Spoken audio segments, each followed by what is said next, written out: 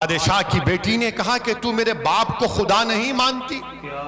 तो उसने कहा नहीं, मैं उसको खुदा मानती हूं जो तेरे बाप का और तेरा और मेरा वो अल्लाह है, मैं उसको अपना रब मानती हूं। उसने जाकर अपने बाप से कहा कि अस्सलाम वालेकुम टू एवरीवन, कैसे हैं आप सब? मेरा नाम है ज़हरा मानी। अस्सलाम वालेकुम दोस्तों, कैसे हैं आप सब लोग? खैरियत से हैं? मेरा नाम है Usman Qureshi. Welcome to our channel. So viewers, मुझे एक भाई ने कमेंट किया था और इंस्टा पे उन्होंने मुझे डीएम किया था कि भाई इस वीडियो का लिंक उन्होंने मुझे भेजा था। तो हनान भाई है, वो हैदराबाद से, तो उन्होंने मुझे कहा था यार इस वीडियो के ऊपर रिएक्ट किया जाए। कोई मक्का मस्जिद के अंदर, मतलब मस्जिद के आसपास ही कहीं मेरा ख्याल है ये स्पीच हुई थी असदुद्दीन अवैसी साहब की। अवैसी साहब कौन है आप लोग जानते हैं, कौन है, सबके मोस्ट फेवरेट है और हम लोगों के भी बहुत बहुत बहुत बड़े, हमारे मोस्ट फेवरेट, एक कह सकते हैं कि हम उनके फैन बन चुके हैं यार। ठीक है, मैं तो कसम से कहता हूँ कि जो इनकी एक जो पार्टी है, मैं तो कहता हूँ जिंदाबाद है कसम से, कि उस जैसी पार्टी मैंने अपनी लाइफ में नहीं देखी है। और भाई पार्टी के जितने मेंबर है ना वो भी बड़े हट गए हैं भाई, एक से एक है। मैं कहता हूँ कि आई होप आप लोगों को इंशाल्लाह वो वीडियो पे भी जो रिएक्ट करेंगे उस पर भी मजा आएगा। तो भाई पहले इस वीडियो के ऊपर रिएक्ट करते हैं, ये देखते हैं कि इनकी स्पीच कैसी। और हाँ, मैं एक और बात कहना चाहता हूँ कि इनकी जो स्पीच होती है ना भाई, जलने वाले जल जाते हैं, हिलने वाले हिल जाते हैं, लेकिन ये ना अपनी लाइन से हिलते हैं, ना पीछे हटते हैं, ना घबराते हैं। सो व्यूअर्स, पहले से इनकी वीडियो की शुरू करते हैं, बाद में इंशाल्लाह बातें वगैरह करेंगे। तो वीडियो को स्टार्ट करते हैं। वीडियो विल बी स्टार्ट 3 2 1 पिल्ले। मेरे नौजवानों, रिकॉर्ड करना इसको, व्हाट्सएप पे डालोगे ना,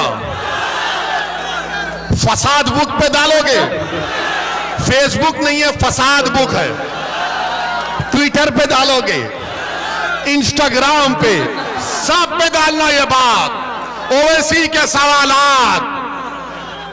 याद रखो, भारत का संविधान आपको इस बात की इजाजत देता है कि आप अपने मजहब पर चलें, आपको मजहबी आजादी दे दी गई है, आप अपने मस्जिदों को आबाद रखें।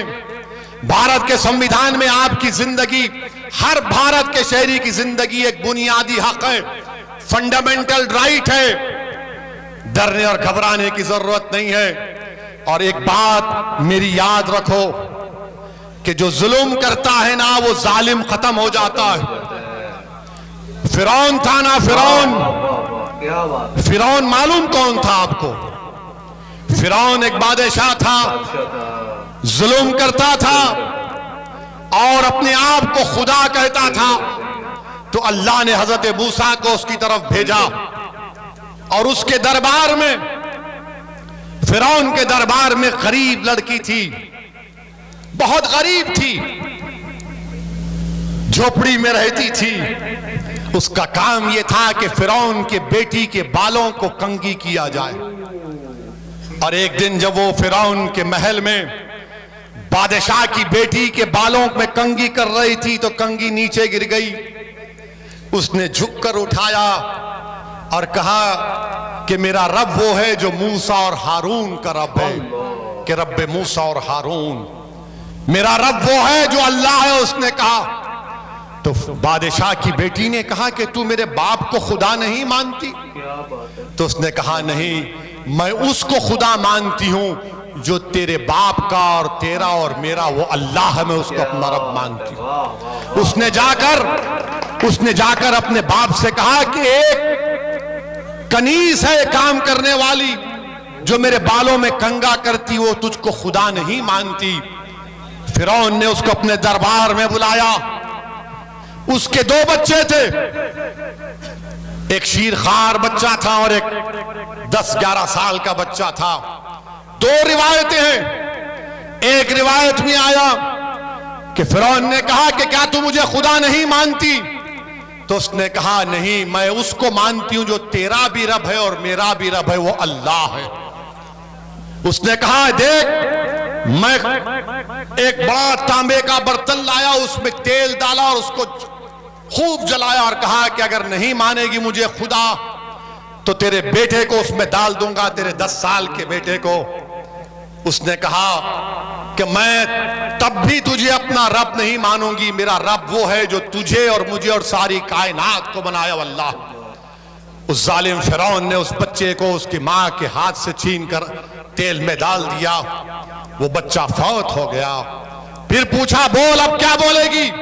तो उसने जब देखा कि बच्चे की हड्डियां सामने आ गई, उसकी आंख से आंसू निकलना शुरू हो गए, तो बादशाह फिरौन ने कहा अब तू डर गई, अब मान ले मुझे खुदा, तेरे आंख में आंसू आ गए। तो उस लड़की ने कहा कि मेरे आंख में आंसू मेरे बच्चे की मौत की वजह से नहीं, या तेरी खौफ की वजह से नहीं, मेरे आंख में आंसू सिर्फ इसलिए आए कि अल्लाह मुझे एक ही जान दिया अपने दीन पर कुर्बान करने के। फिरौन ताज्जुब किया और फिर कहा कि तेरे शीरखार बच्चे को ले लूंगा। उसके सीने से छीन लिया गया।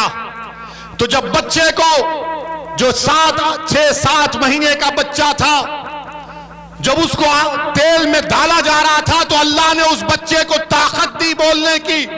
उसने कहा मां तू कह दे कि तेरा मेरा सबका रब अल्लाह है, तू इस तेल की तरफ मत देख, कह दे कि मेरा रब अल्लाह है। उस बच्चे को डाल दिया गया। तो याद रखो, अल्लाह रब्बुल कायनात है, अल्लाह रज़्ज़ाक़ है, अल्लाह गफ्फार है, अल्लाह रहमान है, अल्लाह रहीम है, अल्लाह करीम है। और अल्लाह के दरबार में कभी भी जालिमों से अल्लाह इंसाफ करता है और जुल्म का खातिमा होगा इंशाअल्लाह ताला। और याद रखो, वो सहाबी रसूल का वाक़या याद आ रहा है, जब रोमियों से जंग हुई, हजरत अब्दुल्लाह हुदैफा शामी थे, जिनको रोम के बादशाह ने गिरफ्तार कर लिया और उनसे कहा कि तुम इस्लाम को छोड़ दो। उन्होंने कहा नहीं छोड़ूंगा। उसने कहा मेरी बेटी से शादी कर ले। उन्होंने कहा मेरा शादी करने का इरादा नहीं है। उसने जेल में डाल दिया। एक बदकिरदार किस्म की एक महिला को उसके पीछे लगा दिया। वो जेल में भागते थे, उससे कहते थे कि मुझे हाथ मत लगा, तू गैर महरम है।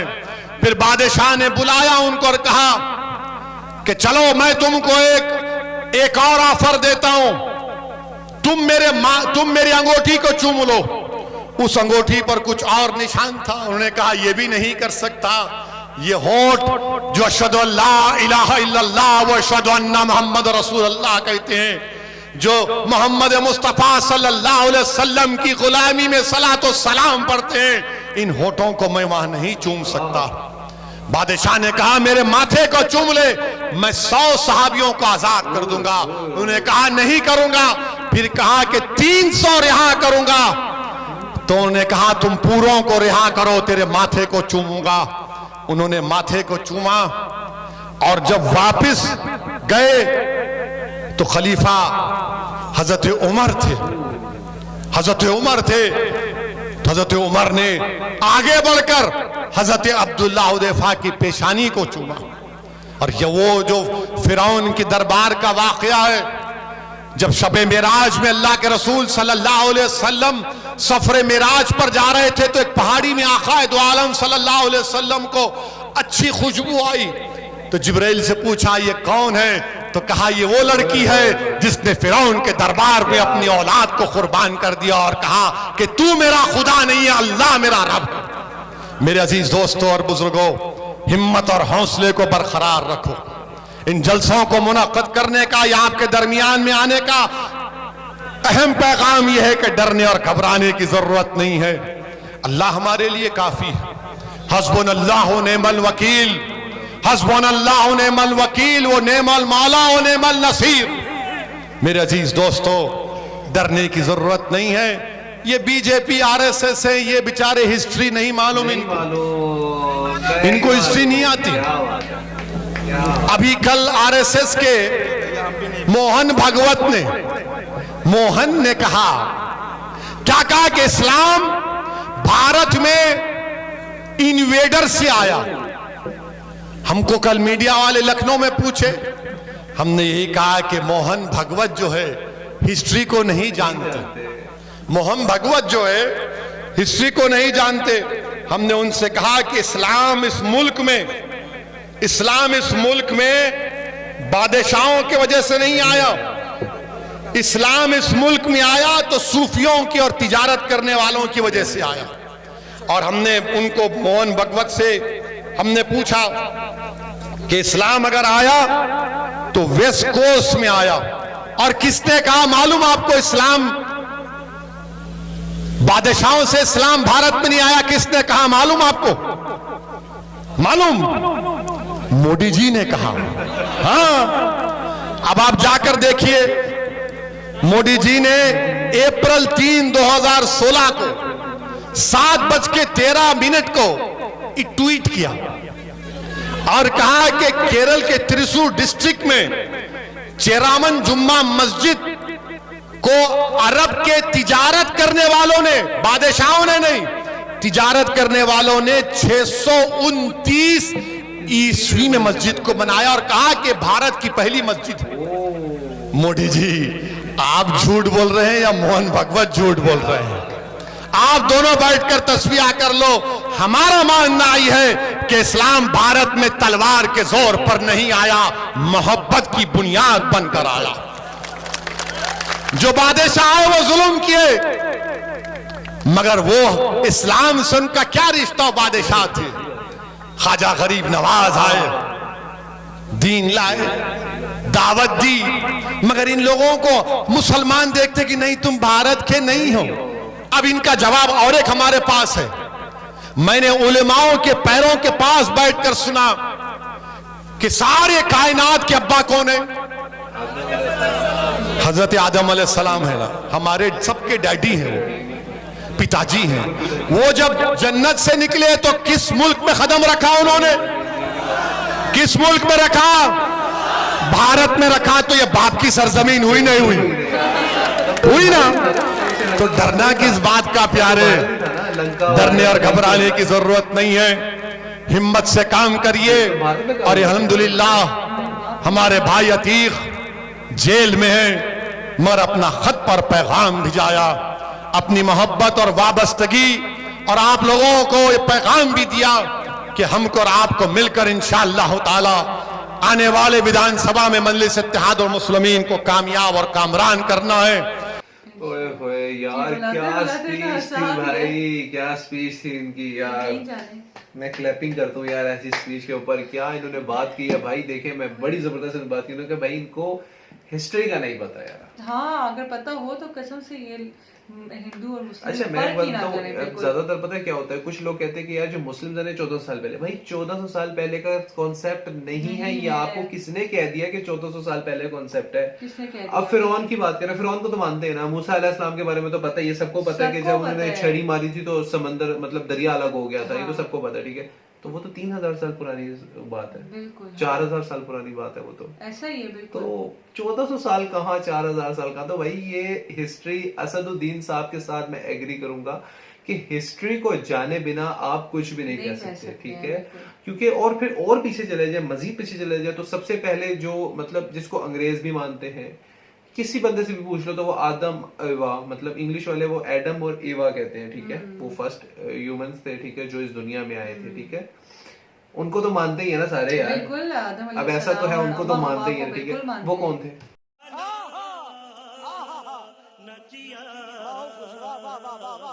उनका रिलीजन क्या था? इस्लाम। इस्लाम।